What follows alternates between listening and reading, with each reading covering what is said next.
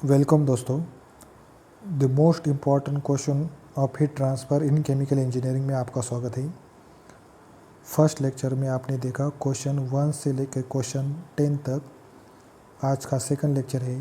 आज के लेक्चर में अपन देखेंगे क्वेश्चन 11 से लेकर क्वेश्चन 20 तक। तो आज का पहला क्वेश्चन है the thermal conductivity is minimum for. किसकी थर्मल कंडक्टिविटी मिनिमम रहेगी? तो ऑप्शन ए है एस्फाल्ट, ऑप्शन बी है वाटर, ऑप्शन सी है पेट्रोलियम कोक, ऑप्शन डी है एयर। आपको क्या पूछा है? मिनिमम थर्मल कंडक्टिविटी किसकी रहेगी? तो आपको पता ही thermal conductivity of solid is greater than liquid और liquid thermal conductivity greater than gas. तो इसमें एयर ये गैस है तो इसकी थर्मल कंडक्टिविटी क्या रहेगी? कम रहेगी। ओके, यानी कि अपना आंसर रहेगा एयर। ठीक है। ऑप्शंस। अब question number second, heat transfer by conduction depends upon. Option A temperature difference, thermal conductivity only, option B temperature difference and area only, option C temperature difference and thickness only, option D temperature difference thermal conductivity area and thickness only. तो आपको पता है heat flow by conduction is equal to minus K A D T by D X. Okay, अभी ये thermal का क्या बोला आपको? हीट ट्रांसफर बाय कंडक्शन किस पे डिपेंड रहेगा? तो अपने जो फार्मूला है उसमें ये थर्मल कंडक्टिविटी के यानी thermal conductivity, area, temperature difference and जो थिकनेस है ओ, यानी ये चारों पे डिपेंड रहेगा। अपना जो थर्मल कंडक्टिविटी है वो चारों पे डिपेंड रहेगा। यानी कि थर्मल जो ऑप्शन डी में देखो, temperature difference, thermal conductivity, area and thickness, यानी कि ये क्वेश्चन का आंसर डी है। अभी question number 13, which one of the four factor would cause heat transfer rate by conduction to decrease if the value of that factor were increase. उन्होंने क्या पूछा है? ऐसा कौन सा फैक्टर है जिसके वजह से हीट ट्रांसफर रेट डिक्रीज़ होगा? जो फैक्टर बढ़ाने से हीट ट्रांसफर रेट डिक्रीज़ होगा। तब ऑप्शन ए दिया है टेम्परेचर डिफरेंस, ऑप्शन बी दिया है थर्मल कंडक्टिविटी, ऑप्शन सी दिया है एरिया, ऑप्शन डी दिया है थिकनेस। तो आपको पता है heat transfer by conduction is equal to minus K A D T by D X. Okay, ये अपना फॉर्मूला है। जो हीट ट्रांसफर रेट है जो directly proportional to the K A and D T पे डायरेक्टली प्रोपोर्शनल है और inversely proportional to the D X, इसको इन्वर्सली प्रोपोर्शनल है। बराबर, डी एक्स यानी कि थिकनेस रहेगा, यानी थिकनेस की वैल्यू बढ़ा दी तो क्यू की वैल्यू कम होगी, यानी कि थिकनेस की वैल्यू बढ़ा दी तो heat transfer rate by decrease होगा, क्योंकि क्या क्यू ही inversely proportional to thickness, Q A inversely proportional thickness है। इसके वजह से थिकनेस की वैल्यू बढ़ गई तो हीट ट्रांसफर रेट कम होगा। ओके, इसका आंसर रहेगा थिक, डी। अभी next question, the thermal conductivity of perfect heat insulator is. उन्होंने क्या पूछा है कि thermal conductivity of perfect heat insulator, जो परफेक्टली हीट इंसुलेटर है उसकी थर्मल कंडक्टिविटी क्या रहेगी? ऑप्शन ए दिया है 0, option B infinity, option C 1, option D between 0 and infinity. तो आपको पता है कि जो हीट इंसुलेटर रहता है, हीट इंसुलेटर जो does not conduct the heat, वो क्या करने का? जो हीट को कंडक्ट करता नहीं, यानी कि परफेक्टली हीट इंसुलेटर रहता है वो। इसके वजह से अपना जो रहेगा D T D Q by, जो अपना D Q by D T रहेगा इज इक्वल टू के इंटू डेल्टा टी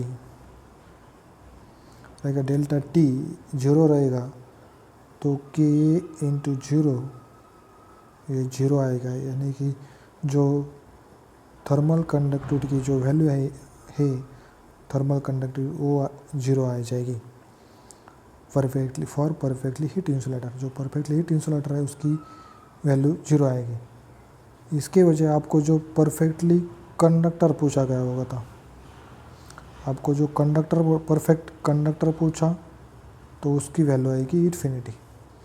आपको यहाँ पे पूछा है परफेक्ट हीट इंसुलेटर, इसकी जो थर्मल कंडक्टिविटी वैल्यू रहेगी 0।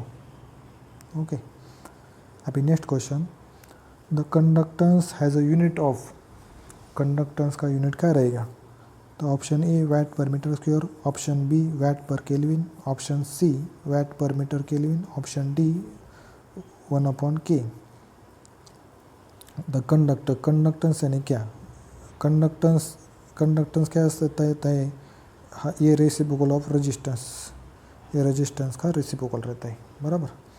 अभी रेजिस्टेंस क्या रहता है अपनी हीट कंडक्टेंस में? जो dx/K ये क्या है? रेजिस्टेंस रहता है अपना। जो रेजिस्टेंस रहेगा, रेजिस्टेंस रहता है dx/Ka, ये अपना रेजिस्टेंस है, बराबर। इसका रेसिप्रोकल यानी कि कंडक्टेंस क्या रहता है? रेजिस्टेंस का रेसिप्रोकल रहता है।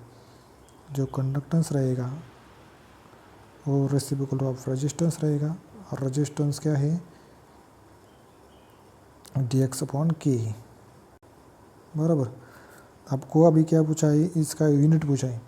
अभी इसको अपनी ऐसा लिया कि A/dx, ओके, तो यहाँ पे लिखता हूँ मैं K/dx। तो इसका यूनिट क्या आएगा? K यानी थर्मल कंडक्टिविटी का वाट पर मीटर पर केल्विन, बराबर। एरिया मीटर स्क्वायर रहता है और dx रहेगा मीटर, यानी मीटर जाएगा, ये मीटर जाएगा, बराबर। और आपका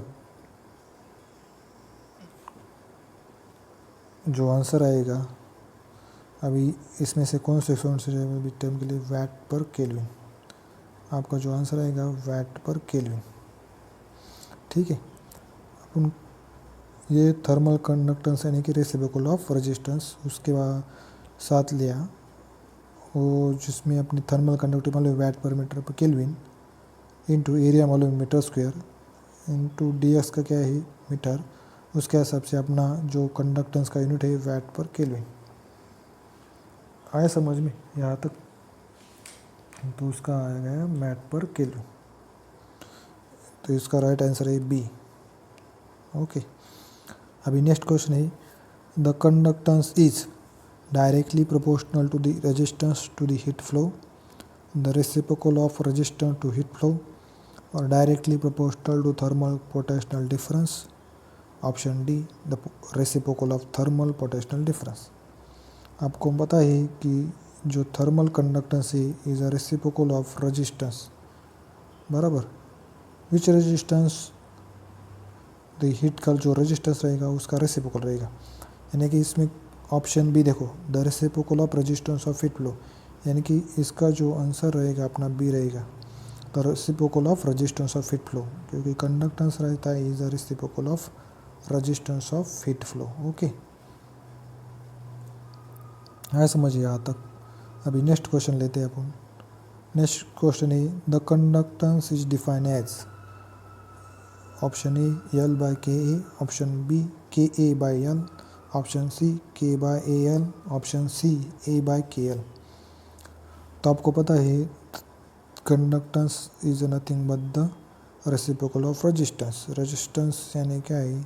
कंडक्टेंस 1 हो गया, रेजिस्टेंस है dx/Ka, ये होता है अपना रेजिस्टेंस। अभी इसको ऊपर लिया Ka/dx, अभी ये Ka कहाँ पे ऊपर है अपने आप? ऑप्शन ए में Ka ऊपर नहीं, ऑप्शन सी में Ka ऊपर नहीं, ऑप्शन बी देखो Ka/L। अभी dx के अलावा अपन L भी ले सकते हैं, L का भी मीटर है और इसका भी मीटर है, यानी कि ऑप्शन बी अपना राइट होगा। ओके, इसका आंसर आ गया ऑप्शन बी, द कंडक्टेंस यानी कि Ka/L, ठीक है।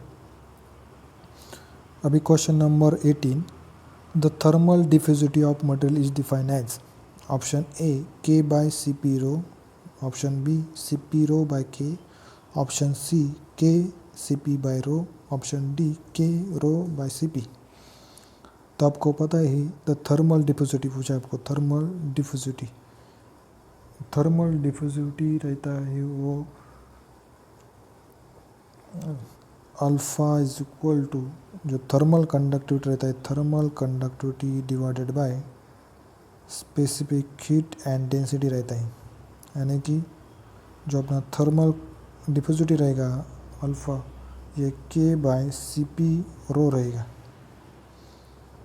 ओके, थर्मल डिफ्यूजिविटी यानी क्या, heat diffuses through a material, वो मटेरियल में कितना वो जो कोई भी मटेरियल होगा उसमें कितना हीट डिफ्यूज़ हो रहा है, इसको बोलते हैं थर्मल डिफ्यूजिविटी।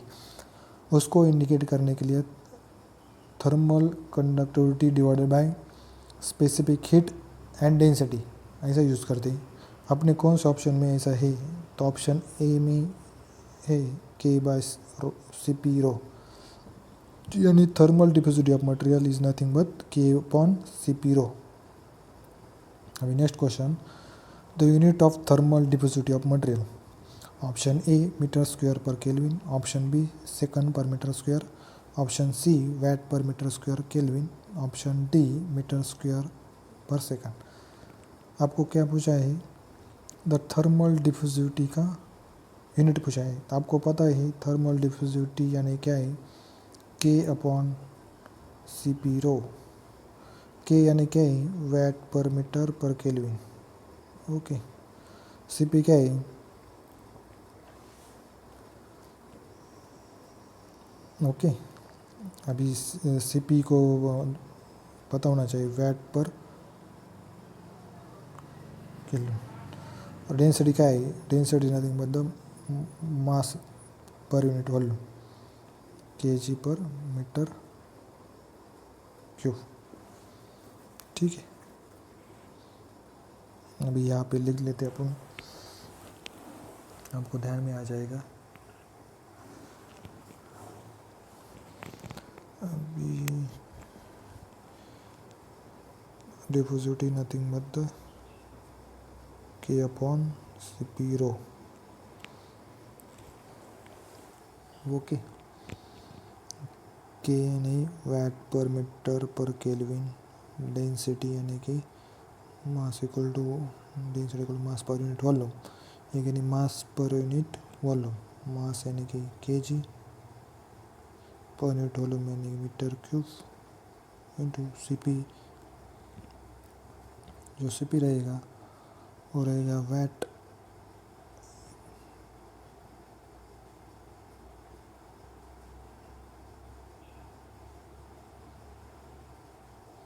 पर केजी, ये मीटर को भी है, सीपी रहेगा वैट पर केजी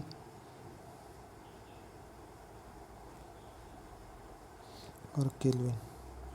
ओके, अभी इसमें क्या क्या जाएगा, केजी गया, ओके, वैट गया, केल्विन गया। ठीक है, अभी ये मीटर गया, ये ऊपर जाएगा यानी कि मीटर स्क्वायर रहेगा। ठीक है, यहाँ पे पर सेकंड रहता है, स्पेसिफिक हीट पर सेकंड के लिए रहता है, तो इसका आंसर रहेगा मीटर स्क्वायर पर सेकंड। हाँ, समझ में। अपना जो फॉर्मूला है के बाय सी पी रो, उसमें अपना जो के है VAT per metre per kelvin बराबर, उसके बाद डिवाइडेड बाय सी पी जो रहता है, जो रहेगा वैट पर केजी पर केल्विन। ओके, तो डेंसिटी रहेगा केजी पर मीटर क्यूब पर सेकंड रहेगा ये बराबर। तो केजी गया, केल्विन गया, वैट गया, मीटर स्क्वायर बच गया, और जो स्पेसिफिक हीट का सेकंड यानी कि मीटर स्क्वायर पर सेकंड, जो अपना डी वाला ऑप्शन है वो आएगा, metre square per second. Thermal diffusivity रहेगा metre square per second. Okay, अभी लास्ट वाला question, the thermal diffusivity of material is important in the analysis of problem involving heat transfer by option A radiation, option B natural convection, option C condensation, option D conduction. तो आपको पता ही the thermal diffusivity of material important analysis काय के लिए important ही तो conduction, heat transfer by conduction, जबकि क्योंकि हीट कंडक्शन में ट्रांसफर ये मॉलिकुलर स्केल से वजह से होता है ब्रो, मॉलिकुलर स्केल से, यानी कि transfer of molecule from hot object to cold object, इसलिए diffusivity of material important for heat transfer by conduction, यानी कि अपना आंसर रहेगा heat transfer by conduction. Okay, तो आज के आपने देखा क्वेश्चन 11 से लेकर 20 तक। तो अभी नेक्स्ट लेक्चर में देखेंगे क्वेश्चन नंबर 21 से लेकर क्वेश्चन नंबर 30 तक। ओके।